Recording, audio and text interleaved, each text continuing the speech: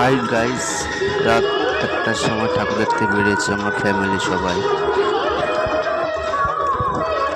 এটা আমার সোনা পরিমা, দেখো এর বাচ্চা মেয়ে ঠাকুর দেখতে বেরিয়ে কি করছে। নাচো মা, নাচো মা, নাচো নাচো।